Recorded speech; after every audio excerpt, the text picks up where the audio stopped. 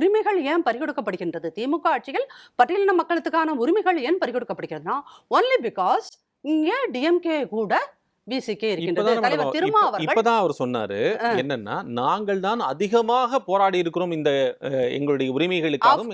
Of course எதுக்கு அப்படின்னா 100 போராட்டம் நடத்திருக்காங்கன்னா அதுல 60 போராட்டங்கள் எங்கள் கொடிக்கம்பங்களை இங்கு நட முடியவில்லை, எங்கள் கொடிக்கம்பங்களை திமுக காரர்கள் உடைத்து விட்டார்கள், எங்கள் கொடிக்கம்பங்களை திமுக காரர்கள் அடித்து உடைத்து விட்டார்கள், இதை கேட்க போன எங்களை திமுக நிர்வாகிகள் கல்லை எடுத்து போட்டு எங்கள் மண்டையை உடைத்தார்கள் இப்படின்னு 60 போராட்டம் எதுக்கு நமக்கு?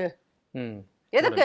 என் கொடிய நடனம். இன்னுமே அவருடைய தலைவர் எத்தனை 33 வருஷம் களத்தில் ஆடுகின்ற ஒரு விசிகே தலைவர் வந்து அவர்களுடைய கூட்டணி ஆட்சி, லிட்டரலா சொன்ன போனோம்னா விசிகே போட்ட பிச்சையால் ஆட்சி நடத்தி கொண்டிட்டு இருக்க திமுக அவர்களுடைய ஆட்சியில் என்ன சொல்கிறார்கள் என்றால் என்ன சொல்கிறார்? ஏன்னா அவங்க சொல்றதுக்கு தைரியம் இருக்கா சார்?